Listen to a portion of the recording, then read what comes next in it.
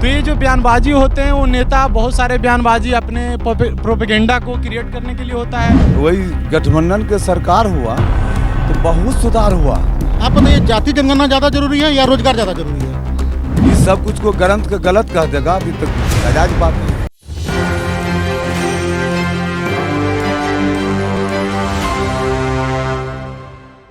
नमस्कार, मैं हूं फरहत अब्सा और आप देख रहे हैं एक न्यूज़ 24। इस वक्त हम पटना जंक्शन के बाहर हैं। बिहार का इतिहास देखें तो जब भी कोई दो राजनीतिक ताकतें हाथ मिलाए हैं तो चुनाव जीतना आसान हो जाता है। ऐसे में बिहार सरकार आरजेडी के साथ गठबंधन करके नया गठबंधन की सरकार बनाई है। तो चलिए नई गठबंधन की सरकार बिहार में कितना मजबूत है, लोगों से बात करते हैं और उनसे हम जानते हैं। महागठबंधन की सरकार बिहार में कितना मजबूत है? उतना मजबूत नहीं है, आने वाले समय में चेंज हो जाएंगे। ये सब सरकार उतना बढ़िया काम नहीं कर रही है। एक तो दारू में इतना पहले से भी सिर्फ बंद खाली नाम का है, लेकिन घर घर बिक रहा है। और ऐसे तो हमारे तरफ तो थाना के सामने ही बिक रहा है, लेकिन उसका कोई उपाय नहीं हो पा रहा। मतलब समझिए कि बंद नहीं है, चालू है। तो ये सरकार आने वाले समय में चेंज हो सकती है। अच्छा सुजीत कुमार, ये बताइए महागठबंधन की सरकार बिहार में किस तरीके से काम कर रही है? देखिए, जैसा कि अभी देखा जा रहा है कि अभी तो तत्कालीन जो हमारे मुख्यमंत्री हैं श्री नीतीश कुमार के नेतृत्व में बिहार सरकार अभी चल रही है। तो अभी जैसा कि आरजेडी के साथ गठबंधन में हुआ है, तो अभी जैसा कि बिहार में देखा जा रहा है उतार चढ़ाव हो रहे हैं हर जगह राजनीतिक दलों के बीच में। और ये तो हमेशा से देखा जाए, जब भी पार्टियां आपस में बदलती है तो कुछ उसके फ़ायदे भी होते हैं, कुछ नुकसान भी होते हैं। जैसे चुनाव में देखा गया, बहुत सारे लोग बीजेपी के तौर पे वोट कर दिए, नीतीश कुमार जी के वोट पड़ा है। तो ये जैसे भी जब भी पार्टियां एक दूसरे की तरफ बदलती है तो इसमें तो नुकसान पूरी तरीके से देखा जाए तो जनता का ही होता है, क्योंकि पार्टियां तो हमेशा नेता तो वही हैं। और लेकिन हर तरह से जो भी, चाहे या तो बीजेपी की जो उनके साथ जो नीतियाँ जो बनी थी और अब आरजेडी के साथ जो नीतियाँ बनेगी, दोनों के विचार में अलग अलग हैं, दोनों के मुद्दे अलग अलग हैं। तो उससे जहाँ तक कि अभी तो जैसे कि 6 महीने तो पूर्ण होने वाले हैं महागठबंधन की सरकार में। तो अभी जहाँ तक कि जैसे हमारे तेजस्वी जी के वादे थे कि 10 लाख रोजगार देंगे, तो अभी तक तो वैसा कुछ मुहिम नहीं दिखा जा रहा है।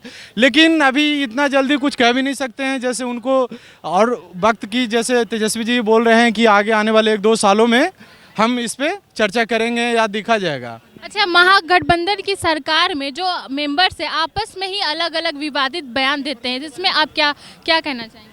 देखिए, ये तो राजनीतिक दलों का अपना अपना सबका एक एजेंडा होता है। जैसे बीजेपी की अपनी कोई एजेंडा है, कांग्रेस की अलग है, आरजेडी की अलग है, नीतीश जी का अलग है। तो ये जो बयानबाजी होते हैं वो नेता बहुत सारे बयानबाजी अपने प्रोपेगेंडा को क्रिएट करने के लिए होता है। बहुत सारे आजकल तो देखते हैं सोशल मीडिया के ज़माने में बहुत सारे वैसे मुद्दे को ज़्यादा इम्पोर्टेंस दिया जाता है जो वास्तविक में जिनका निजी स्तर पर उनका कोई वर्चस्व नहीं है। जैसे कि बहुत सारे राजनीतिक दलों ने अपना अपना मुद्दा उठाते हैं।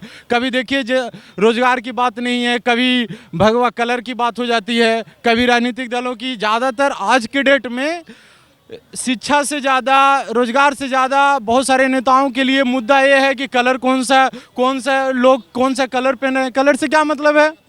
चाहे जाति की बात हो रही, हर पार्टियां अपनी अपनी विषय पर बातें करती है, हर पार्टियां। लेकिन इसमें जनता पूरी तरीके से, अगर कोई किसी को विफलता की जो रिजल्ट मिलता है वो पब्लिक को मिलता है। पार्टियां तो कोई भी हो, आरजेडी हो, कांग्रेस हो, बीजेपी हो, वो सब अपनी अपनी पार्टियां के लिए, अपनी अपनी जो वोट बैंक के लिए वो अलग अलग एजेंडा को क्रिएट करती है।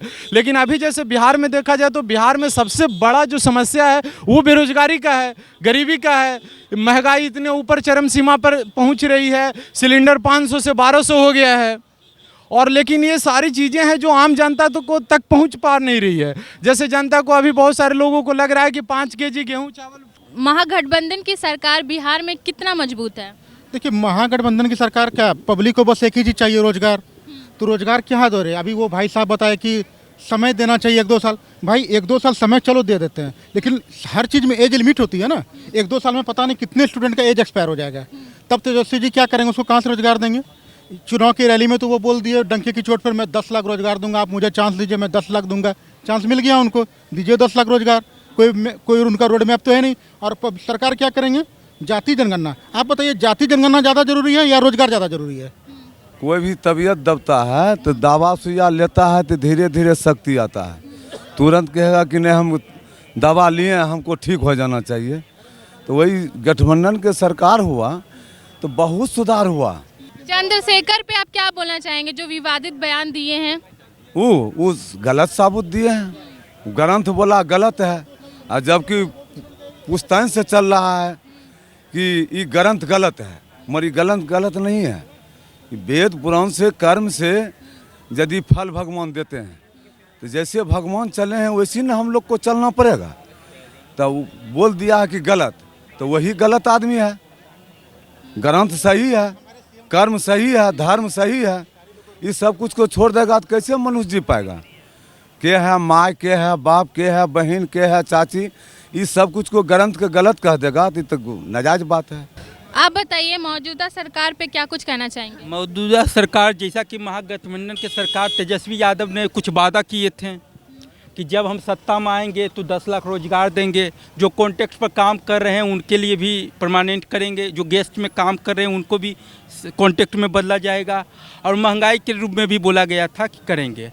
अब उनको सत्ता मिल चुकी है, पावर मिल चुका है, वो इम्प्लीमेंट करना चाहिए उनको। और जितना भी धांधलिया हो रहा है उनको बंद करना चाहिए। हर बार लड़का जो है बहुत दूर दूर जाता है, पटना का लड़का मधेपुरा जाता है, कहीं कहीं जाता है, एग्ज़ाम जो है लीक हो जाता है। इससे तो सरकार की छवि खराब होती ही है, साथ में लड़का का समय और पैसा भी खर्चा ख़त्म होता है। सरकार को इस सब पर विशेष ध्यान देना चाहिए। एग्ज़ाम टाइमली होना चाहिए और फेयर होना चाहिए, इसमें कोई धांधली नहीं होना चाहिए। कुछ दिन पहले तो आपने देखा जब हमने यहाँ के लोगों से पूछा है कि बिहार की सरकार, महागठबंधन की सरकार बिहार में कितनी मजबूत है, तो लोगों का क्या कुछ कहना। अगर आप हमारे वीडियो को यूट्यूब में देख रहे हैं तो हमारे यूट्यूब चैनल को सब्सक्राइब करिएगा, साथ ही हमारे फेसबुक पेज को लाइक करिएगा। कैमरा पर्सन मदन के साथ मैं फरत अफसा, पटना।